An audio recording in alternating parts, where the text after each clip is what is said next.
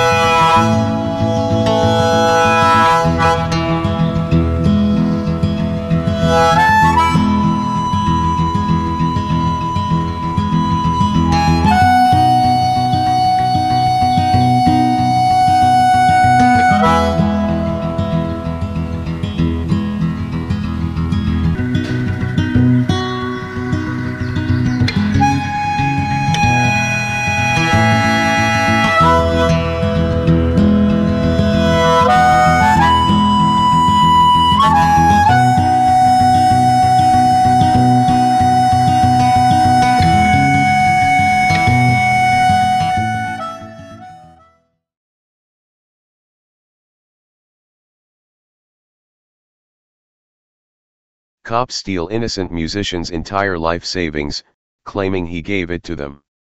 A Wyoming musician had his entire life savings stolen from him in a civil asset forfeiture scheme involving the state and the Wyoming Highway Patrol.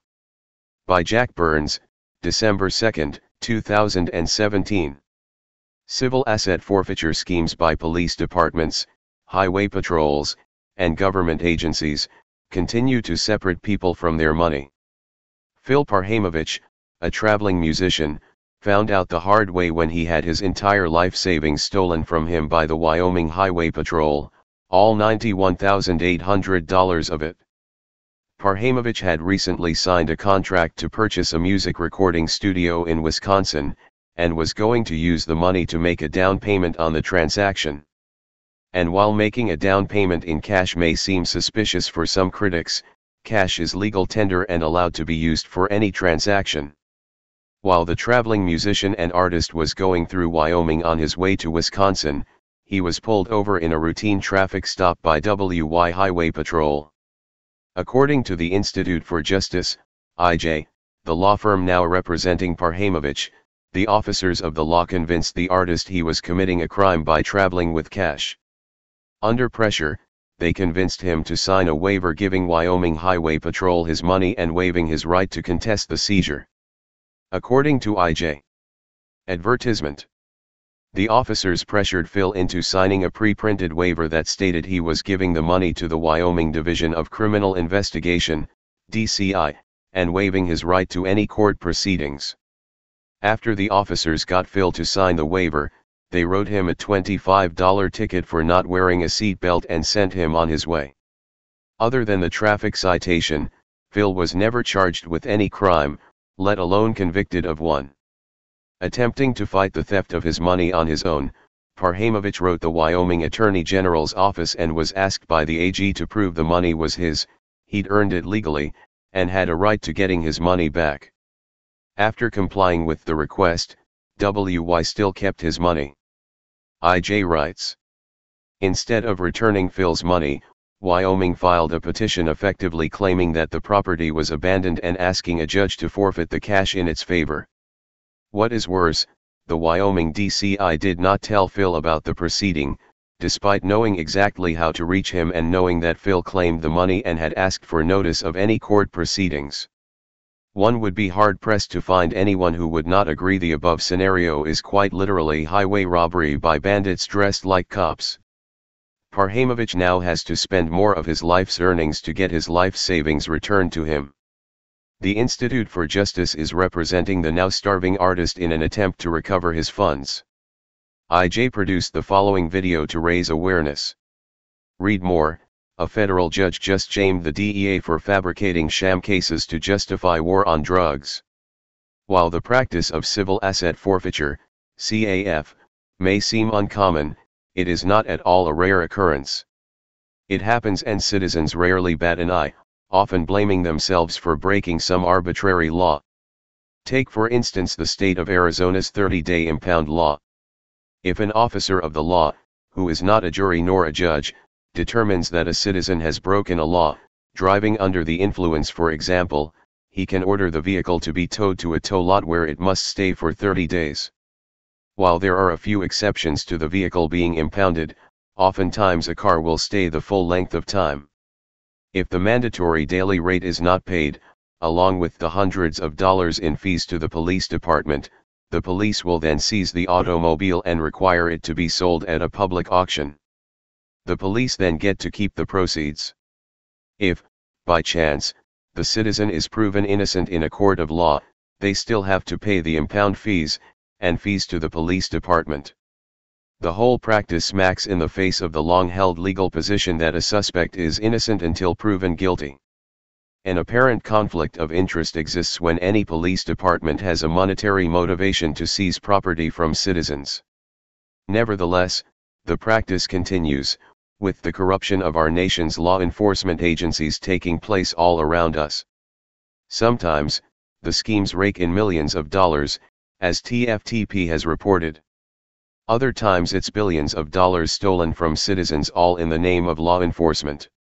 As TFTP has reported, the biggest civil asset forfeiture thieves may by the DEA, who have netted an estimated $3.2 billion over the last decade.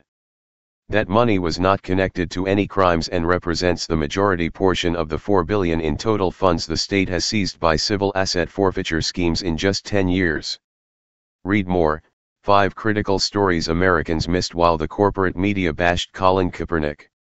Sadly, the current administration is hell-bent on increasing this theft, as Attorney General Jeff Sessions has admitted publicly that he loves the idea of cops stealing money from innocent people. Due process be damned.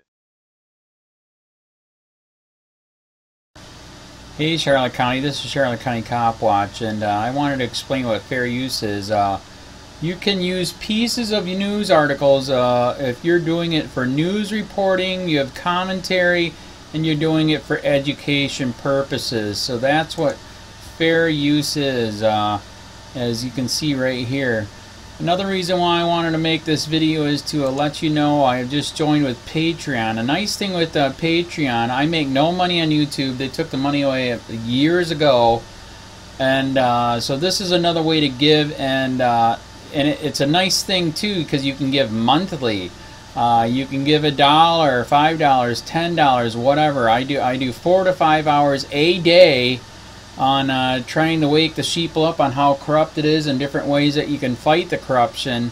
So Patreon is a way that you can do it, and then of course the old way is still there. Donate to Charlotte County COPWATCH with PayPal or credit card. So keep that in mind. 4 to 5 hours a day. I make no money, but the corruption happened to me and I'm sick of it, so I'm trying to wake people up. But my wife would love it if some, if we could get some help out there. There's 47,000 subscribers. Just think if each one of you subscribers just gave a,